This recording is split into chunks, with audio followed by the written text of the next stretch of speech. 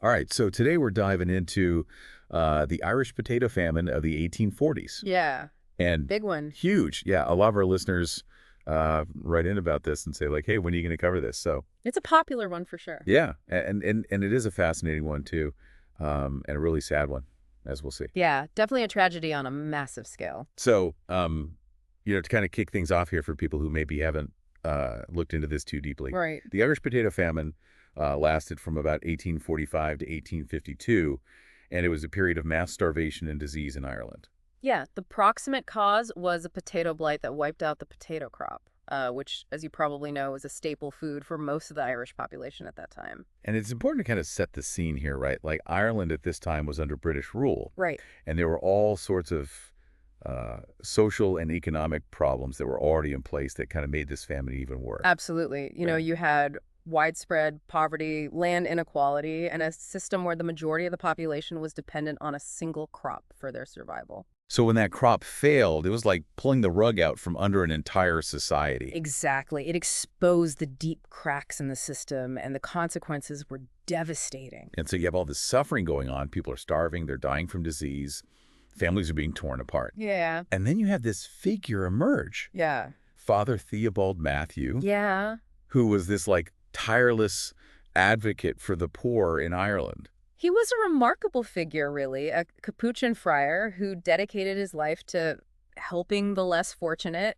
And during the famine, he was tireless in his efforts to try to get help from the British government. Which is where things get even more frustrating. Oh, yeah. Because you have the British government and specifically a guy named Charles Trevelyan who was overseeing relief efforts in Ireland. Right. And his attitude towards the Irish was just shocking. It really was. He viewed the famine almost as a moral lesson for the Irish, as if they were somehow responsible for their own misfortune. It's like he was completely blind to the systemic issues that were at play.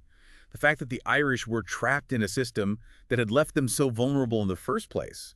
Yeah, and his words are chilling, really. He talked about the famine being sent by God to teach the Irish a lesson about self-reliance. Wow. And he believed that providing too much aid would only create dependency. It's just mind-boggling to think that someone in a position of power could hold such callous views in the face of such widespread suffering. Yeah, it's a stark contrast to what we're going to see later when we talk about the American response to the famine, Right. which was much more compassionate and empathetic. And that's kind of what makes this whole story so fascinating. Yeah. It's not just about a famine. It's about the clash of ideologies, the consequences of political choices, Absolutely. and how people respond when those in power fail to act. And in the case of the Irish famine, we see this incredible outpouring of support from ordinary people across the Atlantic as news of the crisis reaches America. Okay, so now I'm really intrigued. Tell me more about this American response, because it sounds like the exact opposite of what we've been talking about with the British government. Yeah, well, it was a remarkable thing, really. You see this groundswell of sympathy and support for the Irish people coming from all corners of American society. Wow, so we're gonna dive into that right after the break. We are stay tuned. So this American response, it sounds like it was completely different. Oh yeah, night and day, really. Okay, so like what was driving that? I mean, was it just like basic human compassion, or was there something more to it? I think it was a few things. You have to remember that America at this time was a nation of immigrants. Right. And a lot of those immigrants were Irish. Yeah. They had come to America seeking a better life, fleeing poverty and oppression, and now they were seeing their former countrymen suffering the same hardships that they had escaped. So it was personal. Very much so. And then you have the fact that America and Ireland had this shared history of fighting for independence. Both countries had rebelled against British rule, and there was a sense of solidarity there, this feeling that they were kindred spirits. It's interesting. So it was like this combination of personal connection and shared values. Exactly. And it created this outpouring of support that transcended social and economic lines. You had wealthy philanthropists donating large sums of money, Mm. but you also had ordinary Americans giving whatever they could spare, organizing fundraisers, collecting food and clothing to send to Ireland. It's like this whole idea of like a global community coming together to help those in need. It really was, and one of the most powerful examples of this is the story of Henry Clay. Okay, I know Henry Clay. He was like a famous politician. Yeah, he was a former senator and Speaker of the House, and he was a really influential figure in American politics. Mm-hmm. And during the famine, he gave this incredibly moving speech urging Americans to help the Irish people. What did he say? Well, he reminded his audience that the Irish were not strangers, that they were bone of our bone and flesh of our flesh, that they had contributed to the building of America. Wow. And he called on Americans to open their hearts and their wallets to help their fellow human beings in their time of need. That's powerful. And it obviously struck a chord. It did. His speech was widely circulated, Uh-huh. and it helped to galvanize public support for relief efforts. And then there's the story of the Choctaw Nation, which is just mind-blowing. I know, I right? mean, here you have a Native American tribe that had just endured the Trail of Tears, one of the most horrific forced migrations in human history, Yeah. and they're donating money to help the Irish. Yeah, $170 in today's money, which was a significant sum for them at the time. It's just incredible. Like, how do you even explain that level of empathy and generosity? I think it speaks to the depth of their understanding of suffering. Yeah. They knew what it was like to face starvation, to be displaced from their homes, to lose their loved ones. And when they heard about what was happening in Ireland, they felt a connection. They saw a reflection of their own pain, and they were compelled to help. It's a powerful reminder that compassion can transcend cultural boundaries. Mm. Absolutely. And it's also a testament to the resilience of the human spirit, even in the face of unimaginable hardship. So we've got this outpouring of support from Americans, Henry Clay giving speeches, Choctaw Nation donating money. Right. And then you have this guy, Robert Bennett Forbes, who decides to take things to a whole other level. Oh, yeah. Forbes was a force of nature. Okay. So who was he? Well, he was a retired sea captain and a very successful merchant. He had made his fortune in the China trade, and he was known for his business acumen and his philanthropy. Okay. And when he heard about the famine in Ireland, he was deeply moved by the suffering. He had lost children of his own, and he felt a personal connection to the plight of the Irish people. So he decides he's going to do something big.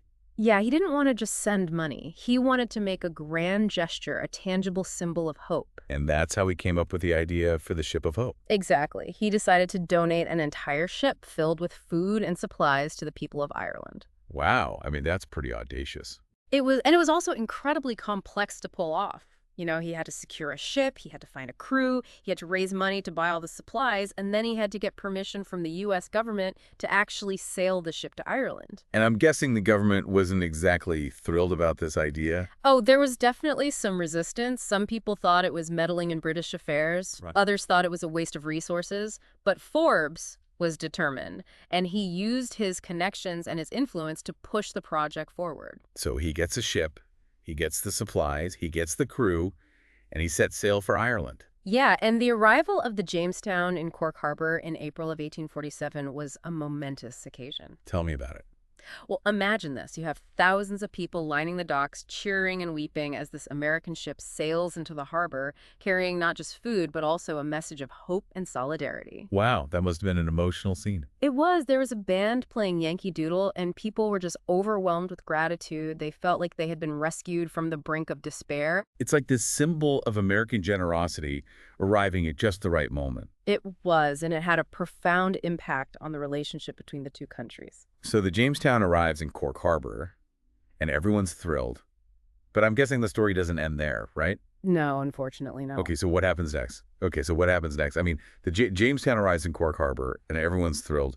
But I'm guessing the story doesn't end there. Right. You know, it's a great story, but unfortunately, yeah, the famine itself doesn't just magically disappear. Right. You know, Ireland's still under British rule, and the British government's response is, well, we've talked about it. Yeah, Charles Trevelyan, in his whole thing about the Irish needing to learn a lesson through suffering, it's like he just couldn't grasp the scale of the crisis. Yeah, and his policies, they actually made things harder for the relief efforts. Really? Oh, yeah. You know, he was obsessed with preventing dependency, so he implemented these workfare programs where people had to labor for meager rations, often, on these pointless projects. Wow, so even with all this aid coming in from America, there were still these huge obstacles in place. Exactly. And, you know, it highlights the limits of charity, right? Like, it can provide temporary relief, but it can't solve the underlying problems that led to the famine in the first place. That's a sobering thought. It is, but, you know, amidst all this tragedy, there are these incredible stories of individual acts of kindness and resilience. Like we talked about Asenath Nicholson. The American writer. Yeah, she actually Yeah. went to Ireland during the famine and documented what she saw. Right. She wasn't just writing about it from afar. She was right there in the thick of it, walking through these ravaged villages, talking to people, hearing their stories. Her accounts must be heartbreaking. They are, but they're also incredibly powerful. She doesn't shy away from the grim reality of the famine, but she also captures these moments of humanity, the kindness that people showed to each other, even in the midst of such suffering. Do you have a particular passage that stands out? Yeah, there's one where she's describing this group of women huddled around a fire. They're clearly starving. Their faces are gaunt, their bodies are weak, but they're sharing this meager meal. They're offering comfort to each other. And she writes, even in the midst of desolation, the human heart finds ways to love and to hope. Wow. Yeah, it's a powerful reminder that even in the darkest of times, there's still this capacity for compassion and connection. And, it makes me think about the Irish immigrants who were already in America. They must have been just heartbroken watching this unfold from afar. Absolutely. And they weren't just passive observers. They were sending money back home, organizing relief efforts, doing everything they could to help their families and their countrymen. It speaks to the power of those personal connections, right? Like this Uh-huh. wasn't just some abstract tragedy for them, it was deeply personal. Exactly. And it's something that's often overlooked in the grand narrative of the famine, but the role of the Irish diaspora was crucial in shaping the American response. All right, so we've got all these different threads coming together.